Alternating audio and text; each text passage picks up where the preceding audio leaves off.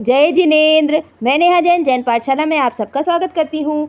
जैन दर्शन के अनुसार लोक में 6 द्रव्य हैं और संसार की सारी चीज़ें इन्हीं 6 द्रव्यों में समाहित हैं। ये 6 द्रव्य हैं धर्मास्तिकाय, अधर्मास्तिकाय, आकाशास्तिकाय, काल द्रव्य, जीव और पुद्गलास्तिकाय। तो आज हम पुद्गलास्तिकाय को समझेंगे। तो पुद्गल का अर्थ होता है पदार्थ या कहें मैटर और सब्सटेंस। यह एक अजीब यानी कि नॉन लिविंग थिंग होता है और लोक की सभी चीज़ें जिन्हें हम देख, चख, सूंघ, सुन या महसूस कर सकते हैं वे पुद्गलास्तिकाय की ही बनी होती हैं। जीव यानी कि आत्मा अनंत होती है, लेकिन पुद्गल अनंता अनंत होते हैं।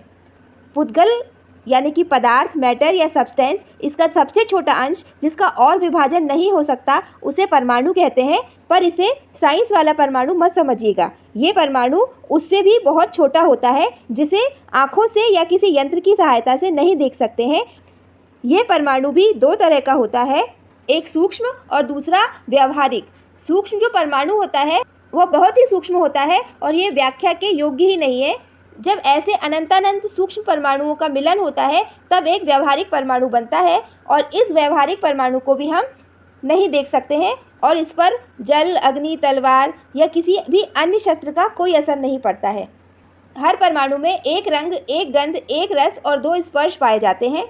जब 2 परमाणु आपस में मिलते हैं तो उन्हें स्कंद कहते हैं। ये द्विप्रदेशी स्कंद या द्वैणुक कहलाते हैं और इसमें 2 वर्ण, 2 रस, 2 गंध और 4 स्पर्श होते हैं। इसी तरह जब 3 परमाणु आपस में मिलते हैं तो उसको त्रिप्रदेशी स्कंद त्रैणुक कहते हैं। इसी तरह से संख्यात और असंख्यात परमाणु जब आपस में मिलते हैं तो वे संख्यात प्रदेशी या असंख्यात प्रदेशी स्कंद कहलाते हैं।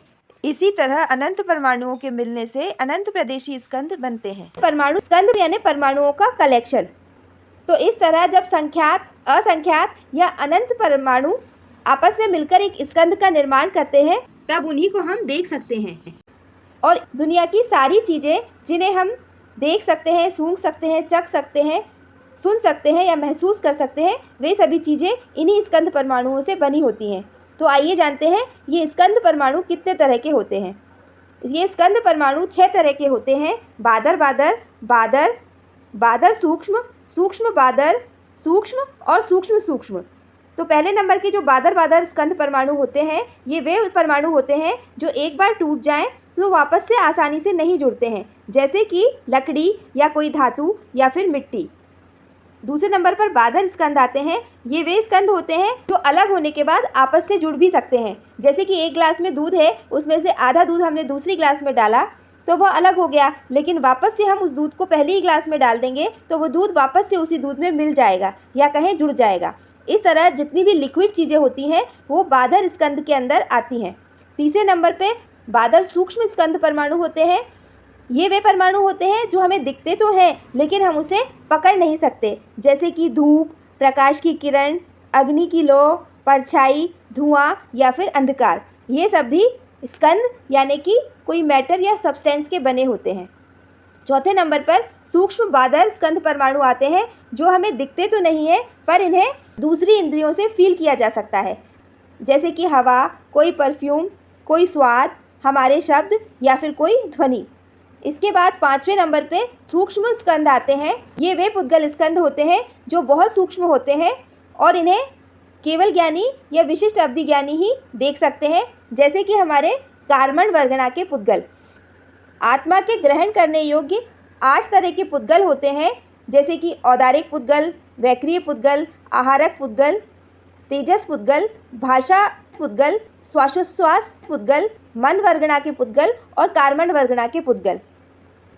तो इन सूक्ष्म स्कंद कैटेगरी में कार्बन वर्गणा के पुद्गल आते हैं। ये पुद्गल आत्मा के साथ मिलकर कर्म बनाते हैं और उन्हें सिर्फ केवल ज्ञानी या उत्कृष्ट अवधि ज्ञानी ही देख सकते हैं। इसके बाद 6 नंबर पे सूक्ष्म सूक्ष्म पुद्गल स्कंद आते हैं।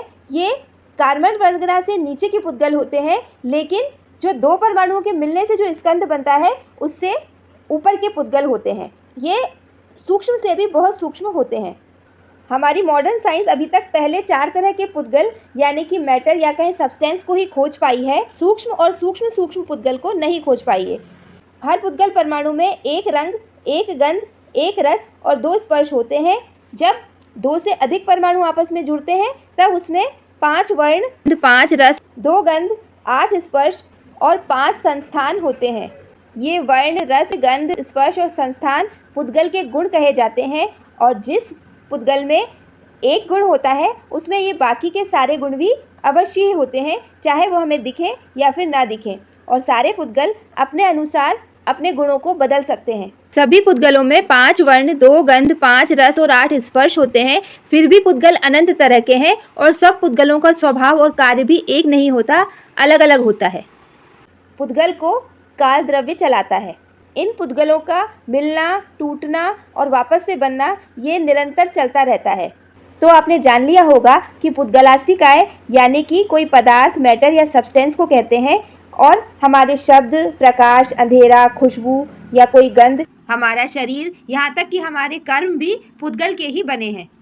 पुद्गलों का परिणमन होता रहता है, यानी कि पुद्गल अपने गुणों को बदलते रहते हैं। पुद्गल में जो वर्ण, रस, गंध, स्पर्श और संस्थान होते हैं वह काल के प्रभाव से चेंज होते रहते हैं। जैसे कि एक फल है, वो आज ताज़ा है, उसका रंग अच्छा है, समय के साथ वो सड़ता जाएगा और उसका रंग भी खराब होता जाएगा। तो ये सब पुद्गल का परिणमन कहलाता है। हमारे शरीर में जो रोग होते हैं वो भी पुद्गल के परिणमन का ही कारण होते हैं। वीडियो इन्फॉर्मेटिव लगा हो तो प्लीज़ मेरे वीडियो को लाइक, शेयर कीजिएगा और मेरे चैनल को सब्सक्राइब कीजिएगा। धन्यवाद। जय जिनेंद्र।